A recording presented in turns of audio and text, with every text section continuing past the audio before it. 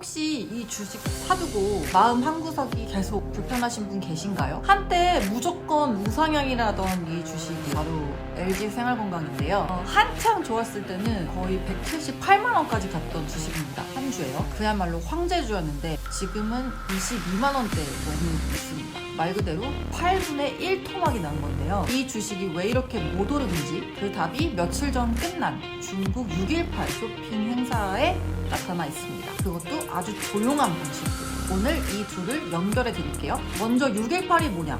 매년 중국 6월에 상반기 최대 온라인 쇼핑 축제가 열리는데요. 과거에는 11월 11일 알리바바의 창립일 때 광군제가 1년 중 가장 큰 쇼핑 행사였는데 징동 같은 경쟁사도 상반기에 자신들의 창립 기념일인 6월 18일에 이런 큰 쇼핑 행사를 기획하기 시작했습니다. 우리로 치면 이제 블랙 프라이데이나 코리아 쇼핑 페스타 같은 거를 합쳐놓은 날이라고 보시면 되겠는데요. 예전에는 정말 어마어마했습니다. 자정 땡 하면은 장바구니를 싹 비우고 플랫폼들도 막 경쟁하듯이 실시간으로 매출 순위를 공개를 했었고요. 실제로 징동 한 군데의 6.18 매출액만 봐도 해마다 쭉쭉 올랐습니다. 2017년도에 1199억 위안이었는데 2020년에는 2692억 위안, 그리고 2022년도에는 3793억 위안 기록하면서 매년 신기록을 갈아치웠습니다. 자, 그런데 여기서 분위기가 확 바뀝니다. 2022년을 마지막으로 해서 알리바바의 티몰도 그리고 징동도 더 이상 매출액 수치를 공개하지 않기로 한 건데요. 그 화려하던 역대 매출 최대치라는 그런 기록들이 뚝 끊긴 겁니다. 그래서 올해도 2026년 6월 18일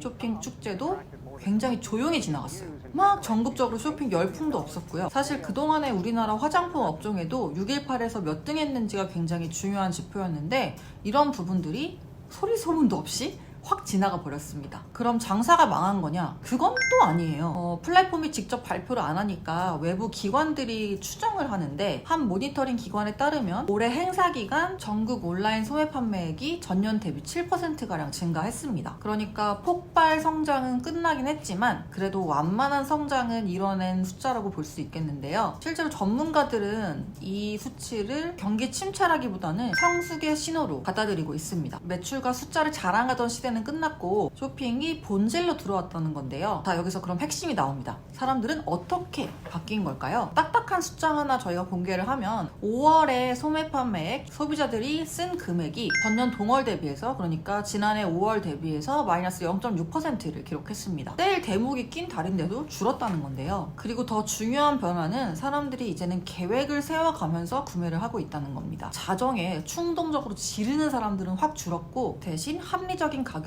세트로 가성비 따져가면서 사고 있습니다. 업계 표현으로는 단순한 가격 경쟁에서 이제는 가치 경쟁으로 넘어갔다, 이렇게 볼 수 있겠는데요. 한마디로 정리하면 중국 소비자들도 굉장히 깐깐하고 그리고 똑똑해졌다는 겁니다. 특히 비싸기만 한 그런 외제 제품에 지갑을 안 연다, 이렇게 볼 수 있겠어요. 이 두 가지가 LG생활건강의 지금 부진과도 연결이 되어 있습니다.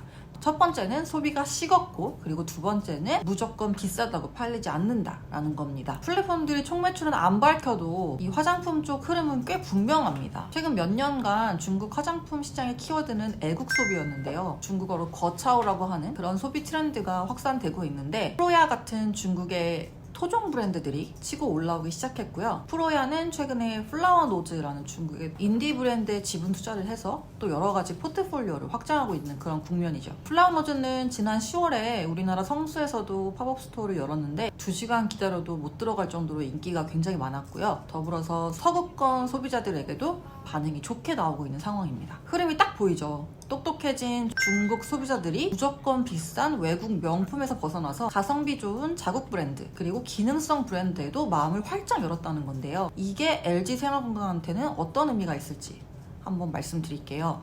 LG생활건강이 잘 나가던 시절을 돌이켜보겠습니다. 대표 브랜드가 후였고요. 약간은 궁중 그리고 금빛, 중국 분들이 좋아하는 그런 색깔을 넣어서 인기가 있었고, 그리고 약간 우리나라의 궁중 여성들이 쓰던 그런 화장품이다라는 포지셔닝 통해서 성공을 거두었던 브랜드입니다. 당시에 면세점에서 보따리상들이 후를 엄청 사갔고, 그리고 패키지 여행으로 온 단체 관광객들의 쇼핑 필수품도 LG생건의 후가 항상 껴있었는데요. 방금 말씀드린 것처럼 중국 소비자들이 똑똑해지고 그리고 비싼 럭셔리를 외면하고 자국 브랜드로 돌아선 것이 정확하게 후의 심장을 찌르고 있습니다. 왜냐면 후는 비싼 럭셔리라는 정체성을 가장 크게 가지고 있는 브랜드다 보니까요. 시장이 정반대로 움직인 것에 대해서 대응을 잘 못하고 있는 상황이다 이렇게 평가하고 있습니다. 그래서 LG생활건강이 단순히 운이 나빠서가 아니라 합리적으로 변한 중국 소비의 구조 변화 때문이다 이렇게 보실 수 있겠습니다. 그래서 LG생활건강 지금 최근 실적은 좀 어떤 흐름이냐, 사실 아직까지는 추운데요. 지금 효자였던 화장품 부문의 실적이 가장 좀 아프게 나오고 있는 상황이고, 올해 2분기 같은 경우도 이 618 관련 마케팅 비용도 지출이 될 거고, 그리고 중국에서 출시한 1000기단 3세대 라인에 대한 마케팅이 강화될 거다 보니까 화장품 부분 같은 경우는 좀 2분기까지도 실적의 압박으로 작용을 할 것으로 전망을 하고 있습니다. 여기서 끝내면 너무 우울하니까 공평하게 긍정적인 부분도 같이 말씀을 드리면, 일단은 미국에서 LG생활건강의 자체 브랜드들이 조금씩 자리를 잡기 시작한 것도 긍정적으로 보고 있고요. 지금 샴푸 브랜드 중에 닥터그루트라는 브랜드가 지난해부터 미국에서 좋은 반응을 보여주고 있고, 그리고 세 자릿수씩 성장을 하고 있는데, 이런 부분들 감안했을 때는 향후의 성장 동력으로 저희가 볼 수 있는 요소가 풍부하게 있다 이렇게 판단하고 있습니다. 그래서 중국 소비 및 글로벌 트렌드가 약간은 럭셔리에게는 불리하게 작용하고 있는 부분들이 있다 보니까 중국 소비가 살아난다고 해도 어쨌든 LG생활건강의 화장품 부문에는 구조적으로 어려운 부분들이 있지 않겠느냐라고 보는 시각들이 좀 무세하긴 한데요. 그래도 어쨌든 바닥은 좀 지난 상황이라고 보고 있고, 중국 사업이, 그리고 더불어서 소구권에서 지금 소구가 잘 되고 있는 그런 브랜드를 가지고 있다는 점은 주목할 만한 부분이다 이렇게 생각하고 있습니다. 그래서 제가 사라 팔라를 이 영상 통해서 말씀드리는 건 아니고, 다만 뉴스 보면서 마음 졸이는 대신 회사가 진짜 돌아서는지 판단할 수 있을 만한 체크포인트 3가지를 말씀을 드릴게요. 첫 번째는 간판 브랜드 후의 매출의 속도가 어떠한 상황인지, 이게 첫 번째 반등 단서일 거고요.